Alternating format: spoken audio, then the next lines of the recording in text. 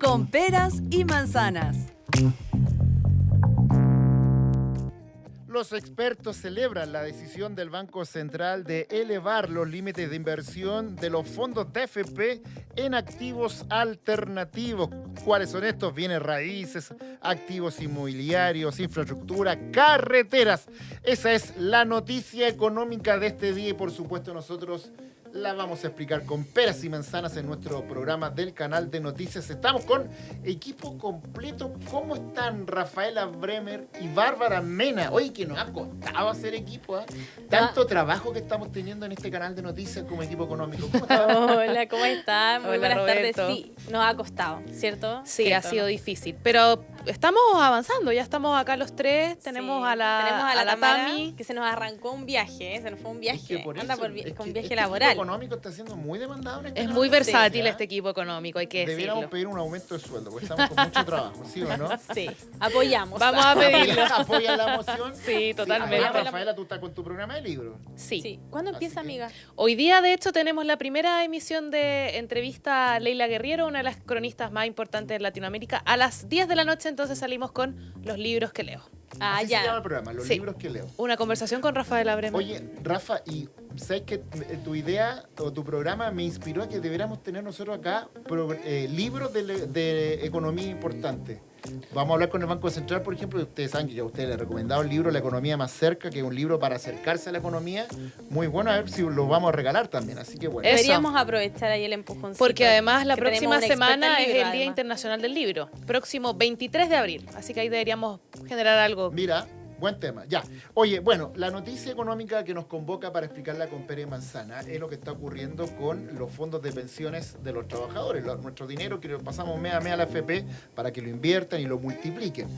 Ustedes saben que siempre históricamente esos ahorros han ido en instrumentos financieros muy clásicos, como son las acciones tanto de la bolsa chilena como las bolsas internacionales. Están los bonos del tesoro, bonos de empresas, depósitos a plazo, qué sé yo. Y los expertos, la misma FP, han ido solicitando que se vean otros instrumentos. Que se otras miradas, flexibilice. que se flexibilice. Y ahí, bueno, están, por ejemplo, la infraestructura, carretera, el mercado inmobiliario, los bienes raíces. Pero ha costado una barbaridad. Y ayer en la tarde el Banco Central emitió un comunicado donde dice, señoras y señores, ese límite que tenemos ahí lo vamos a ampliar. Las AFP van a poder poner más de nuestras platitas en esos negocios. Entonces, para que nos explique con pera y manzana cómo sucede eso, si es bueno o malo, al menos el mercado lo ha aplaudido, tenemos un entrevistado de lujo, Nicolás Stark, experto en pensiones, asesor de gobiernos de Sudamérica en esta materia, profesor de la Universidad Finisterra. ¿Cómo estás, Nicolás Stark? Un gusto saludarte. Bienvenido a Con Pera y Manzana. Hola Roberto, ¿cómo están? Equipo femenino, ¿cierto? Las que mandan en el canal. Hola, Power Nicolás. femenino en economía aquí. Hola, Nicolás. Así que eso lo felicito, están marcando tendencia. Sí, pues. Mira, la noticia, la verdad es que impacta básicamente porque es una señal positiva que se le abre a los fondos de pensiones, particularmente porque representan una opción de inversión que se espera genere más rentabilidad distinta y muy por sobre lo que están mostrando las inversiones habituales, ¿eh? Dependiendo, ¿cierto?, del riesgo del fondo. Nosotros tenemos 5 fondos, ¿no es cierto?, el A, B, C, D, E, que tienen una estructura, ¿cierto?, de instrumentos que apuntan a administrar adecuadamente el riesgo. Entonces, nos estábamos quedando muy chicos con la rentabilidad, ¿ya? Y eso hace que al final las pensiones esperadas vayan cayendo porque no vamos a acumular suficiente rentabilidad, ¿ya? No se trata solamente de poner más cotizaciones a las cuentas, sino que además la administración de los fondos debe ser suficientemente ambiciosa como para obtener una buena rentabilidad, ¿ya? Entonces, de esa perspectiva, yo creo que la autoridad andaba buscando el momento adecuado para poder efectivamente ampliar el abanico de posibilidades. En general, los fondos de pensiones chilenos han sido bastante rígidos y muy formales. Conservadores. La plata plata muy conservadora, ¿cierto? Los retiros de fondos en realidad mostraron que nosotros efectivamente teníamos las platas en instrumentos que después se convertían en liquidez, digamos. ¿Ah? Y la verdad es que eso implicó subir el rating, digamos, favorable hacia los fondos. Nicolás, Pero aún así, en ese sí, sentido, dime. perdona que te interrumpa, pero para bajarlo un poco a las personas, estábamos hablando de que esta sería una opción que genere mayor rentabilidad, que es algo que ha sido tema durante los últimos 3 años. Sabemos lo que pasó con el Fondo E, que sigue sin poder recuperarse de esos números catastróficos. El Fondo A también en su momento también tuvo malos números. ¿Qué cambia con la incorporación de estas nuevas carteras para poder invertir? ¿Cuánto podría mejorar la rentabilidad? ¿Hay un estimativo de eso? Mira, quiero decirte lo siguiente. En general, la inversión en activos alternativos es una inversión que apunta un poquito más a largo plazo. Primera cosa. Segundo, se trata de instrumentos que son menos líquidos que los habituales, ¿ya? Porque las inversiones donde están colocadas suelen ser menos asequibles a los mercados habituales de financiamiento, ¿ya? Pero dado que son menos líquidos y que miran más a largo plazo, la rentabilidad que entregan suele ser mucho más potente, digamos, ¿ya? De esa perspectiva, nosotros, los países en desarrollo, nos hemos quedado cortos en invertir en instrumentos alternativos, ¿ya? Entonces, los países desarrollados sí son mucho más agresivos, ¿ya? Al punto incluso que es famoso, por ejemplo, el fondo de profesores de Ontario, el Nicolás, canadiense, es muy famoso. ¿Tiene su inversión en nuestras carreteras? Por supuesto. Y nosotros no. Y nosotros no. Era una locura ¿Te eso. fijas? Por último, uno paga el TAC con más alegría. Con más sentido. Sí, más sentido, claro. Eso yo lo encontré siempre muy loco. Que los ahorros previsionales de los profesores de Ontario en Canadá estén invertidos en nuestras carreteras, en nuestra autopista, y nosotros, los chilenos, no. Por esto de ser tan cauteloso. Bárbara Mena tiene una pregunta. Sí, Nicolás, yo te quería preguntar por qué esta flexibilización en el límite de lo que puedan invertir en los fondos de pensiones, ¿por qué se hace de manera progresiva? Porque esta decisión, por ejemplo, lo que yo estaba leyendo es que va a ser cada año hasta el año 2027. ¿Por qué se toma esa decisión? Porque administrar activos alternativos también requiere alguna experticia que no siempre está presente, ¿ya? En las mesas de dinero de los fondos hoy día, ¿ya? Y además hay que buscar que en definitiva los que representen estos activos alternativos efectivamente sean lo suficientemente serios como para no exponer los fondos de pensiones. Por eso es que se va a partir de un porcentaje, ¿no es cierto?, progresivo. El fondo A, ¿cierto?, va a subir hasta el 20% a partir del 15%, y el fondo E, ¿no es cierto?, va a partir del 5% para llegar al 6% en 5 años. Porque efectivamente esto, la autoridad prefiere que haya más cautela, mayor conocimiento, lo que a mí me parece razonable, y al mismo tiempo, yo diría, comprender cómo se van a mover quienes ofrezcan activos alternativos, inmobiliarias, algunos fondos de inversión inmobiliarios, que más de algunos es conocido en Chile, digamos, ¿ah? que en definitiva optan por adquirir, ¿no es cierto?, edificios que se financian con fondos directos, entregan alternativas de rentabilidad bastante más alta que la que en realidad uno podría obtener en la bolsa, digamos. Entonces, a mí me parece que la autoridad también fue razonable, así como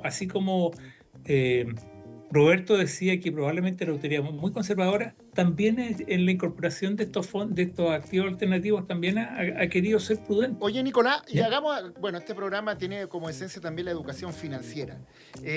¿Cómo sería esta inversión? ¿Dónde se encasillaría, si tú lo decías, nuestro esquema de inversiones de nuestro ahorro va fondo A, B, C, D y E? Donde fondo A es el más riesgoso porque tiene, no sé, 70% de acciones y 20% renta fija. Esta inversión en estos activos financieros, que es carretera, infraestructura, inmobiliario, ¿iría en el fondo E ¿Se reparte? ¿Cómo sería ahí? Porque, por ejemplo, a ver, hagamos un ejercicio. Yo estoy en el fondo A. ¿Tú, Rafael, en qué fondo estás? En el A. En el A, muy bien. En el B. En el B, más conservadora. Soy más conservadora. No, yo sé que debería estar en el A, pero cuando me quise cambiar, estaban en un mal momento y me dijeron que me mantuviera en el B. Por eso no me cambié. Debía haberse cambiado en noviembre. Y todavía no me he Dejado ganar cambiado. harta plata. Yo Todavía creo no me he cambiado. que Bárbara Mena tiene que ahora mismo empezar a gestionar Ya, a través de pero su hicimos un teléfono. ejercicio y aquí vemos 2 en el A y una periodista en el fondo B. Estos dineros que van a ir de nuestros ahorros a infraestructura, C. todo, van a ir, tú estás en el C. Yo en el C. En el C, ok. Van a ir, Sí. se reparten, ¿cómo es el esquema? ¿Qué se sabe de eso? Mira, es bastante similar a cómo operan las inversiones en otro tipo de instrumentos. ¿Ya? ¿Ya? El fondo A, ¿cierto? Que va a tener un porcentaje mayor que se pueda invertir en estos instrumentos alternativos, va a poder adquirir más instrumentos, donde probablemente va a haber más disposición a invertir en instrumentos alternativos fuera de Chile, ¿ya? Que hay más oferta, ¿ya? En Chile son bastante acotadas las opciones, ¿ah? Bastante acotadas. Pero te voy a decir un ejemplo. Fíjate, el fondo californiano de los empleados públicos, ¿ya? Compró hasta un campo de avellanas aquí en Chile. ¿Me entiendes? Compró hasta un campo de avellanas ¿Para en invertir? Chile a una famosa corredora ¿Ya? chilena, que todos lo conocemos, ¿cierto? Porque ha tenido inversión en Colo-Colo. Entonces, le vendió un campo de avellanos bastante grande La reina. porque el límite de ese fondo permite que se inviertan en instrumentos muy distintos. ¿Me entiendes? Así como en el extremo incluso han habido otros fondos de pensiones fuera de Chile que hasta han invertido en criptomonedas. Cosa que obviamente afortunadamente en Chile no lo tenemos. ¿Ah? De hecho, un fondo canadiense perdió como 30 millones de dólares el año pasado y obviamente decidió su junta directiva y la autoridad eliminar esa opción Nicolás, porque estaba demasiado suelto. en ese sentido, tomando lo que tú dices, ¿cuáles son los posibles riesgos de esta decisión? ¿O cómo se pueden manejar también esos posibles riesgos para evitar justamente el ejemplo que tú estabas entregando? Primero, obviamente, calificar muy bien los activos alternativos. ¿Ah? Podríamos Si es que explicar, perdón Nicolás que te interrumpa, pero podríamos explicar cuáles son los activos alternativos para que las personas lo entiendan, si lo podemos explicar así detalladamente, y de ahí podemos responder la pregunta que hacía la Rafa. Los activos alternativos en la práctica son instrumentos de inversión que lo ofrecen determinadas compañías para levantar fondos que van a destinar a sus proyectos que tienen un plazo mayor y que, en definitiva, dada la naturaleza de ese proyecto, suelen no ir a los mercados tradicionales. ¿Ya? Si usted quiere comprar ciertos certificados de la tesorería, va a la bolsa de comercio y compra esos certificados porque la tesorería emitió un papel que dice: yo, tesorería, me comprometo a devolver al portador de este papel. En el caso de los instrumentos alternativos, ¿cierto? La compañía que hace la carretera, ¿no es cierto?, entre Chile, entre Santiago y La Serena, ¿cierto?, que probablemente necesite recursos, ¿ya?, que no siempre van a estar disponibles en su banco, ¿ya?, va a ofrecer, ¿cierto?, en definitiva, devolverle a quien se endeude con ellos por la confianza que va a tener quien invierte en ese papel, pero sabiendo que va a tener menos liquidez, porque esos instrumentos no se venden ahí en la bolsa de comercio como las acciones X, y a cambio de eso, le entrega mucho más rentabilidad. Probablemente hasta el doble de la rentabilidad que uno encuentra en otros papeles. ¿Ya? Entonces, son más ilíquidos, pero por eso mismo ofrecen más rentabilidad. Perfecto. Ahora, uno Tú puede... preguntabas por los riesgos. Sí, la Rafaela preguntaba por los riesgos, ¿no? Sí. Bueno, el mercado inmobiliario y varias constructoras Por que eso, están, por eso mismo lo han preguntaba, quebrado. ¿cómo asegurar que no se generen riesgos en nuestros ahorros, que yo creo que es una preocupación latente considerando que ya hemos visto pérdidas en fondos que son más conservadores, en donde, por ejemplo, los que están a punto de jubilar esperan que esa plata no sufra grandes modificaciones, ¿cierto? Entonces, me imagino que también debe haber una preocupación con esos antecedentes de cómo resguardamos de que eso no ocurra frente a este nuevo modelo de inversión. Por eso mismo, la autoridad primero desarrolla un cuadro progresivo de límites hasta llegar a un porcentaje que podrá parecer un poco más significativo, pero comparado con el resto de opciones realmente es ínfimo. El reporte que sacó ayer el Banco Central habla de que en el máximo, ¿ya?, el total de activos alternativos de los fondos de pensiones no van a superar los 6 puntos, digamos, ¿ya? 6 puntos de 200.000 aproximadamente, ¿no es cierto? Tenemos 200.000 millones de dólares. 6 puntos significarían 12.000 millones en el exterior, ¿no es cierto? Y esos 12.000 millones van a estar repartidos tanto en Chile como en el exterior, sobre todo en el exterior, que hay más opciones. Por ejemplo, la carretera que va desde Miami a Nueva York, ¿cierto? La US One, que alguna vez, más de alguna vez uno ¿cierto?, ha transitado por ella, uno ve que suele ser, ¿no es cierto?, suele ser un camino que tiene un ingreso asegurado diario, porque pasan autos y pasan autos. Lo mismo que irse uno de la autopista chilena. Oye, sobre todo la autopista chilena, si los profesores de Ontario, Canadá, están hicieron felices. muy buen negocio. Muy buen negocio. Oye, Nicolás, bueno, se nos acaba el tiempo, pero bueno, redondeando entonces, tú te sumas al grupo de expertos que dicen que es una buena decisión, una buena medida, que va en los tramos que corresponde, tampoco hacerlo tan rápido, de permitir que los ahorros previsionales de los chilenos vayan a otros instrumentos no tan tradicionales como mercado inmobiliario, autopista, infraestructura. ¿Tú lo consideras bien? Así es. O sea, si hay que ponerlo en una balanza, es mayor la rentabilidad que el riesgo, pero ¿no? a mediano plazo, lo dice Nicolás, y con Claro. cuidado. No es una cosa que va a ser mañana, sino que No va a ser inmediato. A largo plazo. La gracia que tiene es que la rentabilidad no cambia con las variaciones de la tasa de interés. Que es lo que ocurre con los otros instrumentos.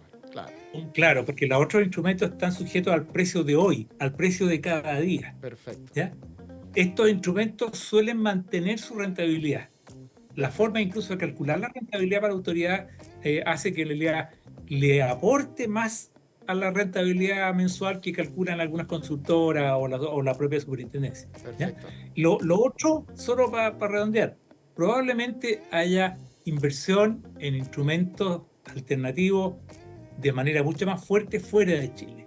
O sea, también van a diversificar, porque en Chile hay poca oferta, y eso va a hacer que en definitiva de alguna manera se pueda tener también mayor apoyo técnico de especialistas de otras partes. Perfecto, nos ha quedado súper claro con Pera y Manzana.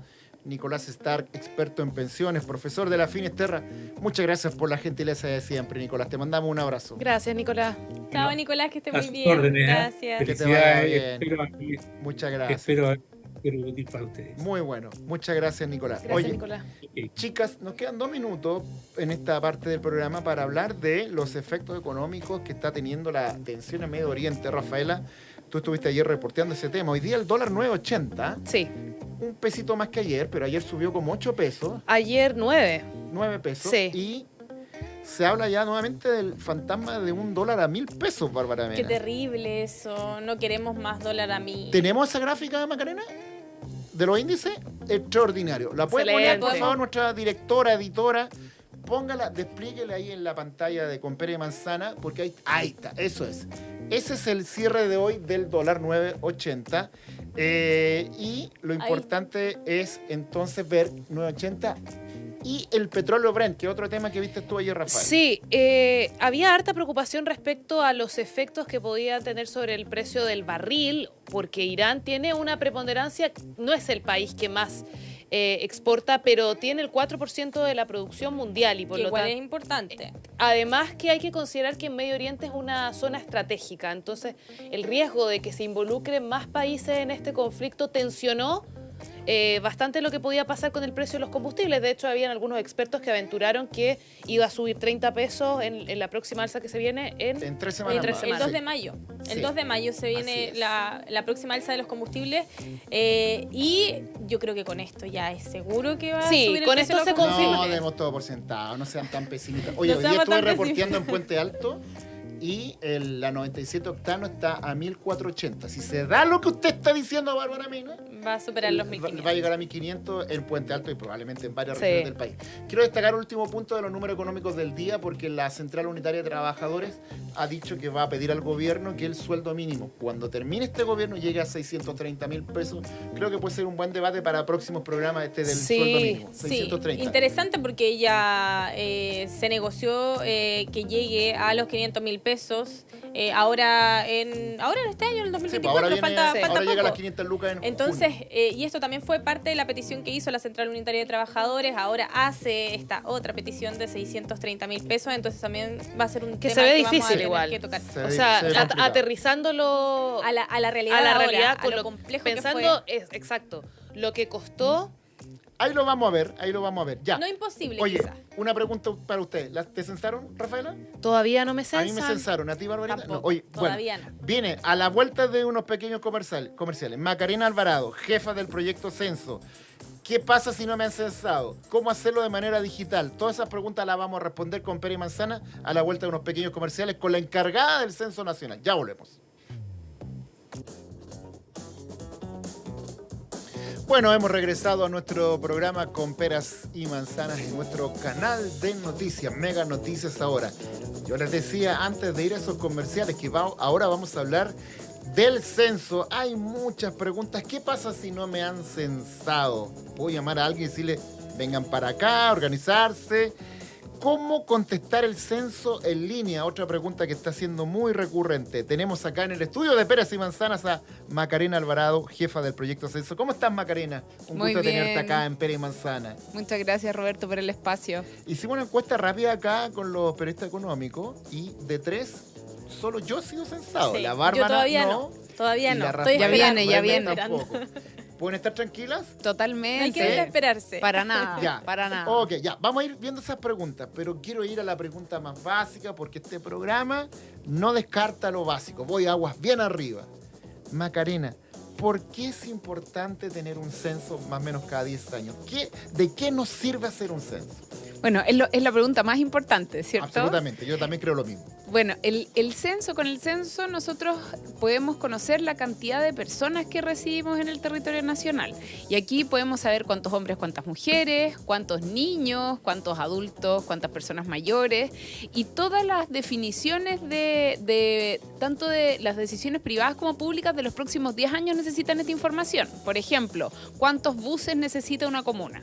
Bueno, para saber cuántos buses necesita una comuna, tiene que conocer cuántas personas se trasladan en estos buses y por lo tanto necesitamos saber cuántas personas somos. O cuántas vacunas necesita comprar el país para la influenza de todos los inviernos. Necesitamos saber cuántas personas somos y necesitamos saber cuántas personas somos en cada comuna, porque cómo las distribuimos. Y así, cuántas personas necesitan agua o señal de internet, que nos pasó en la pandemia, ¿cierto? Que descubrimos que nuestro acceso a internet no era todo lo No era universal. tan Claro. bueno como pensábamos que era en Chile, claro.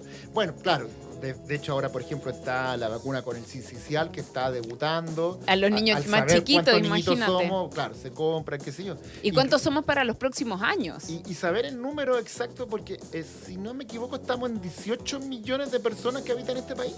Un poquitito más poquito está más. en las proyecciones actuales, que Ya. las proyecciones se basan en el Sí. censo anterior. Entonces ahora para conocer cuántos somos necesitamos aplicar el censo. ¿Y ustedes estiman a qué número podríamos llegar? No sé, 20, 21 millones de personas. No, eso es parte del resultado. Ah, Hay no, que pero esperar. ¿cómo? Hay que Pero esperar. adelántanos Hay que algo, esperar. Macarena.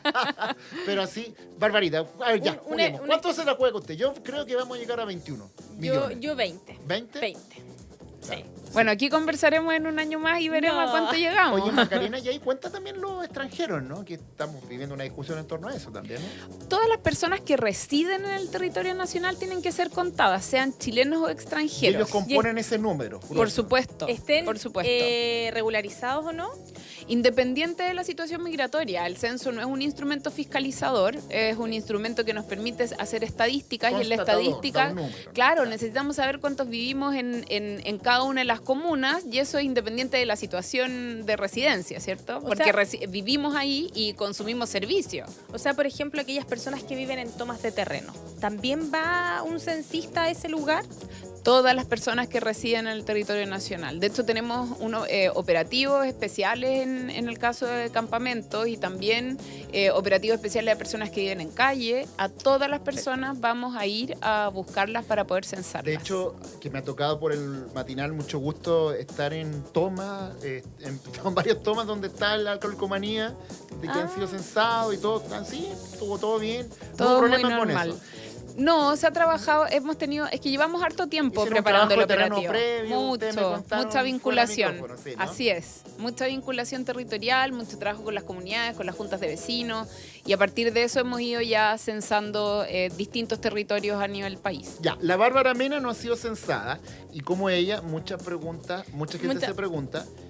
¿Cuándo van a ir? Llamo, ¿Me tengo que tengo asustar? usted- ¿Me tengo que preocupar eso. o no? ¿Tengo que ir? ¿O ya tengo que buscar en internet? ¿Cómo censarme esperar. Claro, porque también uno se puede censar a través de internet en caso de que hayan ido a tu casa y no te encontraron. Entonces, si no fueron, por ejemplo, si ya fueron a mi casa, yo ahora no estoy en mi casa, ¿me van a dejar una nota de que pasaron y que yo no estaba? ¿O simplemente van a pasar y yo no estoy y no me enteré nomás que pasaron?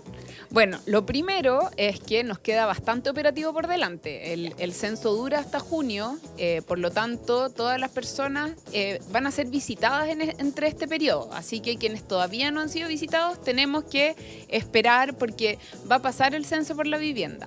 Ahora, si ya pasó por el sector donde yo vivo y no me censaron en esa oportunidad, lo más probable es que dentro de los próximos días vamos a volver a pasar y si de nuevo no encontramos a las personas residiendo en la vivienda, vamos a dejar la carta para acceder al censo en línea. Y esa es una eso es tremenda superimportante. modalidad en este censo. Ya, y eso es como en una segunda pasada entonces. Le dejamos una cartita para que usted, señora, señor, joven, haga el trámite en línea. Exacto. Hay en algunos sectores, que son a veces sectores de más difícil acceso, que se dejan la primera visita, porque nos vamos a demorar mucho más en volver a una segunda visita. Pero en general, en la mayoría de las viviendas se está dejando en la primera visita. De hecho, las chicas aquí de maquillaje, una ya había sido ¿Le censada en dijeron? línea. Ya. Sí, pregunté. Ah, sí, y se censó en línea. Y la chica que peinaba le había llegado el código para censo en línea, pero no sabía ocuparlo. Así que ahí aprovecha de Ya, explicarle. ok, ya, hay código. Entonces vamos, ¿cómo contestar el censo en línea? ¿Qué es lo que hay que hacer? Bueno, lo primero, paso 1, que me llegue la carta de invitación al censo en línea. Y esto es súper importante porque ese es el único mecanismo por el que nosotros entregamos un código de acceso a censo en línea. No entregamos vía link, no entregamos por correo electrónico, por teléfono, por absolutamente nada, solo la carta Si que no llega me a ha la llegado vivienda. la cartita, no lo puedo hacer. Si no le ha llegado la cartita, no lo puede hacer. Tiene que Hoy llegar los la cartita. impacientes creo que van a sufrir con eso. No, vamos a pero esperar es con calma. importante esos Estamos detalles mostrando porque el ahora video, que hay ¿ah? tantas noticias falsas también, que a veces puede llegar un mensaje de texto, pincha este link para tu censo, eso no va a llegar. Eso no va a llegar y por eso quería recalcar fuertemente que es con la carta. Entonces, una vez que me llega la carta, accedo a la plataforma que Estamos es el mostrando sitio el oficial. video que te apoya ahora lo que Perfecto. estás contando, Macarena. Perfecto. Accedo al sitio oficial de Censo 2024.cl, luego a la sección Censo en línea, y en la sección Censo en línea ingreso el código, ahí está un poquito más adelante. Ya. Y luego que accedo, ingreso al código, me va a pedir un correo. Ese era el paso 2. Me pide un correo, autentifico el correo. A mi correo me va a llegar una clave, la vuelvo a introducir y luego inicio el proceso para poder censarme, donde una de las primeras etapas es verificar la dirección. ¿Ya? Porque una vez que la o el censista los visita y no los encuentra, asocia la dirección a este código. Por eso ese código es tan único e intransferible, porque está asociado a mi vivienda. Perfecto. Ese código entonces lo va a dejar un censista en mi domicilio. Ahí está el No me va a video, llegar por exacto. ninguna parte. Así es, el código solo va a llegar a través de la tarjeta de invitación al censo en línea. Entonces ahí está, entro al sitio web censo2024.cl, ingreso a la sección de censo en línea que está en nuestro sitio web oficial. Cuando ingreso, en esa partecita que está marcada en naranjo, ponemos el código que aparece en la tarjeta, anoto el CAPTCHA, que esta cuestión es como nueva, ¿cierto? Pero a veces uno se equivoca, entonces está Eso el es lo del CAPTCHA. semáforo. Claro, Es parecido, es parecido, pero sí. aquí es solo con números. Y importante, puede ser que el código del censo en línea se demore hasta 48 horas en activarse, ¿ya? Entonces, si ingreso y no está activado, esperar ese tiempo para volver a ingresar. Buen punto, no es que esté malo el código. No es que esté malo el código, lo que sucede es que al hacer esto todo tan más tecnológico, también necesitamos que nuestros y nuestras censistas tengan señal para poder sincronizar. Entonces puede ser que a veces en algunos lugares no estén con acceso a buena internet, entonces hay que esperar un poquitito. Pero si me llegó la carta e ingreso el código y no puedo, esperar el tiempo. Si aún así, esperando las 48 horas, detecta que tiene un problema de acceso, llame al 1525. Ya hay personas que nos han llamado porque han tenido algunas dificultades de acceso. Nosotros vamos registrando esos casos y vamos a ir caso a caso para ayudarles a resolver la situación. Ya, perfecto. Entonces ahí están todos los pasos para contestar, insistiendo que para contestar el censo en línea tiene que ser solo si le ha llegado la carta que le dejan las personas del censo porque no lo encontraron o alguna otra circunstancia. No es que uno diga, ya, yo me meto a una página y lo hago porque ya estoy impaciente. No, tiene que llegar el código y este código es un código de 10 dígitos que es alfanumérico, ya entonces tiene letras y números y hay que anotarlo tal cual. Las letras si están en minúsculas, están separados cada dos dígitos por un guión, hay que anotar los guiones también y tiene que ser bien textual tal cual como está en la tarjeta. Tome harta nota, Barbarita, Sí. porque usted tiene pinta Yo creo de que censo en línea. le voy a tener que censar en línea. Yo igual creo, porque de hecho ya están pasando por mi Por el sector, barrio. por mi, claro, y por mi comuna. Pero es que trabaja todo el Pero día, trabajo Bárbara. todo el- Tiene una claro. jornada agotadora en este canal. ¿Y tú vives sola? Con mi pueblo, pero él también trabaja. También Entonces, trabaja. no- Ya, Está frito, hago esta entonces, ahí. pregunta no por patúa, perdón, solamente. No por meterse en la vida de otro. No, para porque él nada. también podría realizar el Y censo. porque claro. es súper importante que cuando nos censamos en el censo en línea, al igual que cuando se hace presencial, tengo que responder por todas las personas que residen Sí, en la vivienda. claro. Claro. Todos los residentes habituales Sí. de la vivienda tengo que registrarlos. No es una tarea individual. Ya hago el mismo comportamiento de como si me llegaran a Ya visitar está a la la casa. pregunta complicada, que es quién es el jefe de hogar. Yo. Yo también. en mi caso, Ustedes mi lo señora. decían, ustedes lo Mi decían. señor. Oye, No, bueno, no sé. respecto de eso mismo, Maya, la broma, Macarena, las preguntas del censo en línea son las mismas que se hacen a las personas de la manera tradicional cuando viene un voluntario del censo a preguntar. Son exactamente las Las mismas mismas. preguntas. ¿Son No hay más, 20 no hay preguntas? menos, son 50. 50. 50 Va, preguntas. va dependiendo también de las características. Pues hay preguntas que no se le realizan a todas las personas. Ya, por ejemplo, la pregunta de saber leer y escribir, hay un rango de edad sobre el cual se realiza la pregunta. No vamos a preguntar eso sobre recién nacido, por ejemplo. Ah, perfecto. Ya, pero en total el cuestionario tiene 50 preguntas. Ya, perfecto. Yo tenía una duda con respecto al censo en línea. Por ejemplo, me voy a poner en un caso súper hipotético, sí, pero puede pasar. A ver. Una persona adulta mayor que no se maneje mucho con Internet. el internet, con Buena pregunta. realizar este censo en línea y que hayan pasado por su casa y justo, no sé, no estaba en su casa. Y le dejaron este código. No tiene quien lo ayude a hacerlo. ¿Puede asistir a algún lugar? ¿Cómo puede censarse esa persona si no es a través de internet? Una persona adulta mayor que quizás no se maneje mucho con el internet. Ya, yo ahí diría que hay tres opciones, ¿ya? Y trataría de recorrerlas todas las posibles. La primera es que nos llame al 1525, ¿ya? Y que nos cuente que no puede acceder, a ver si a través de el fonocenso podemos orientarlo, porque si bien suenan a hartos pasos, son bien simples. Entonces quizás a través de una orientación telefónica podemos ayudar a que pueda acceder al censo en línea. Lo segundo es que estamos instalando en algunas comunidades puntos puntos censales, se podría decir, para poder responderle a las personas sobre las dudas del censo en línea y explicar un poco más en vivo cómo funciona esta modalidad. Lo hemos hecho en algunos lugares en Puente Alto, lo estamos planificando en otros territorios también a lo largo del país, en otras regiones y también acá dentro de la región metropolitana. Vamos a estar contando a las juntas de vecinos cuando vamos a estar presentes para eso. Y lo tercero es que igual vamos a volver. Ya este es un proceso censal bien insistente. Entonces, pasamos una vez, no te encontramos, pasamos otra vez, no te encontramos, te dejamos el censo en línea, no nos responde el censo en línea, vamos a pasar de nuevo. Claro. ¿Ya? Es que bueno, yo creo que hay que considerar lo que le pasa a la Bárbara y tantas familias, donde Así los dos es. trabajan, los niños están en el colegio, no hay nadie en la casa, entonces complejo. ¿Y los horarios cuáles son? ¿Llegan hasta tarde en la noche para que llegue la persona? Sí, nosotros visitamos las viviendas de 9 de la mañana a 9 de la noche, de lunes a bien amplio el domingo. rango. Sí. Ay, de lunes a domingo. De sábado y lunes a domingo, también. exacto. Y el fin de semana encontramos harto a personas como Bárbara, que generalmente no están en la semana. El fin de semana es un buen momento para encontrar a los moradores ausentes. Oye, hoy día estuve, como comentaba en el anterior bloque, en Puente Alto, en una actividad de fiscalización de barbería, pero había harta gente en Puente Alto hoy día del censo. Mucha, me llamó la atención. Mira. Harta gente desplegada, así que me gustó eso, muy interesante. Tocó justo el sector ya, ¿no? Sí, que estábamos recorriendo. Este Súper. problema que hubo en un principio con los anticensos, yo diría que un poco parecido a los antivacunas, Sí. esto que decían que el censo, y que largaron una pila de noticias falsas, de fake news, ha sido ya superado, fue solo una cosa de redes sociales muy pequeña, muy acotada, de gente que con pocos conocimientos de lo que sirve el censo, como lo hablábamos al principio de esta entrevista. Bueno, surgieron varias dudas al principio y nosotros lo que fuimos haciendo tratar de ir abordando las dudas, aclarando cada una de ellas. Entonces, cada pregunta que nos hacían, nosotros le íbamos respondiendo en distintos canales, en distintos medios.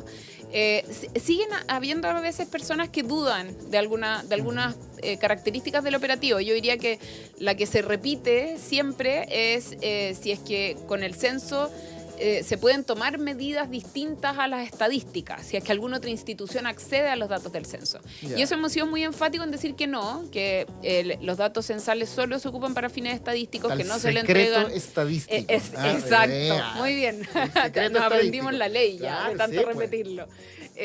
Y no se usa nadie va a perder un beneficio, un subsidio, un derecho, no va a haber ningún tipo de fiscalización asociada al operativo censal porque es un operativo estadístico. Y eso vamos a seguir despejándolo porque son dudas que a veces se repiten, pero en general la mayoría de la población tiene una disposición súper positiva al operativo censal. Es un operativo que hemos hecho muchas veces ya en nuestra vida y casi todos se abren fácilmente a responder el censo, abrir la puerta, tratar bien a nuestros censistas. Así que yo diría que con eso siempre gana la cultura ciudadana. ¿Cómo se identifica al censista? Te lo pregunto porque yo en particular nunca me han censado, nunca en la vida. Va a ser mi primera vez que me van a censar. Nunca, porque Alguien generalmente respondió por ti las antes otras vivía veces. con mi familia, entonces familia, todos respondían claro. por mí. Ahora que vivo sola ya, obviamente Pero me va a cuando tocar. eras chica no te acuerdas No del tengo censo? Es que yo recuerdo. O sea, me acuerdo de las que personas pasando. llegaron, pero pasaron, su tecito, sus galletas. no tengo mayor ¿No? recuerdo. ¿no? Ay, yo sí, me acuerdo así como cuando llegaron a mi edificio, yo estaba como ansiosa, como cuando me Sí. toca a mí. Pero yo quiero saber cómo esa persona se identifica. Tiene que mostrar su cédula de identidad, tiene que mostrar una credencial. ¿Cómo yo verifico que esa persona efectivamente es del Censista. censo? Claro, es censista y no es cualquier otra persona y quizá me está inventando y quiere entrar a mi casa. ¿Y es obligación que la persona entre a mi casa o podemos estar en la puerta? Bueno, lo primero es que tienen nuestras censistas una indumentaria característica, una chaquetilla azul que tiene el logo del censo, el logo del INE, en la espalda dice censista. Y además cuentan con una credencial que tiene hartas tecnologías para no ser adulterada, que la trabajamos harto con Casa Moneda. Y esta credencial tiene un código QR, nosotros escaneamos el código QR o podemos llamar al censo en línea y con la cédula de identidad de la censista identificamos si efectivamente corresponde a equipo censo. Y además, podemos llamar aquellas personas que también puedan tener algún tipo de brecha digital pueden efectivamente llamar directamente y dar el root de la persona que los está visitando. Y Si es que tienen una duda. Si es que tienen una duda, Claro. por supuesto. Y siempre en la puerta de la vivienda, esa es una instrucción para todo nuestro equipo operativo. No y también, entran, aunque uno lo quiera invitar cordialmente, Aunque uno a le un diga tecito y una pase, tome galleta, agüita. un quiquito. La instrucción es que no. Es que Por sea seguridad en la para puerta, tanto para el censista todos. como para la familia. Así es. Los tiempos que corren. Para que estemos todos más tranquilos, Sí, yo para creo, que ¿cierto? estemos exactamente. Haciendo el operativo censal. Sí, bueno, ha habido, eso sí, algunos problemas en las comunidades mapuches, qué sé yo, ahí ha habido algún cierto tipo de complicación ahí. ¿Cómo lo han logrado hacer ahí? Bueno, nosotros también, así como en campamentos y en otras comunidades llevamos tiempo largo en una vinculación territorial también con los distintos pueblos originarios a lo largo del país y vamos trabajando con ellos el cómo entramos a cada uno de los territorios, ya cuándo, cómo, quiénes, respetando bastante los espacios, pero también todas las tradiciones y la cultura de los distintos pueblos. Entonces, seguimos en ese proceso, seguimos despejando dudas cuando es necesario despejar y explicar, y vamos a seguir en ese camino porque es muy importante que todos y todas seamos censados y que efectivamente se vea en el censo la diversidad de nuestro país. Sí, ustedes Maca- sacaron un balance. Un balance, ¿Lo sí. tienes tú, Barbarita? Sí, lo tengo acá, de más de 3 millones de viviendas visitadas y un 48,1% del territorio nacional recorrido. Así es. Ese es el balance, ahí tengo los datos anotados en mi libreta. Muy bien. Macarena, yo te quería consultar con respecto a ese mismo balance que ustedes entregan. ¿Qué pasa, por ejemplo, en las zonas más aisladas, como Isla de Pascua, Juan Fernández? ¿Llegan allá también? ¿Cómo llegan allá? Por supuesto, el operativo en Isla de Pascua partió un poquito después que partimos el operativo general. Inició como hacia la última semana de marzo y hoy día está funcionando perfectamente. Y el operativo de Juan Fernández inició el jueves viernes recién pasado. Así que estamos empezando en Juan Fernández. Funciona igual que en todo el territorio nacional. Contactamos a las personas, se contratan a las y los censistas, se capacitan en la tarea, tienen sus dispositivos. Es un operativo Funciona un poco más igual. lejano, que nos tenemos que estar contactando de Perfecto. manera remota, pero funciona súper bien. Macarena Alvarado, jefa del proyecto Censo, muchas gracias por venir a Comperia Manzana. Muchas gracias a Que estén muy bien. ustedes. Que les vaya Gracias, muy bien. Macarena, que esté muy bien. Gracias. Barbarita, nos vamos, se nos fue vamos. el tiempo. Otra vez se nos Esto fue ha sido rápido. Comperia Manzana, que les vaya muy bien. Gracias por estar ahí. Chao, chao. Chao.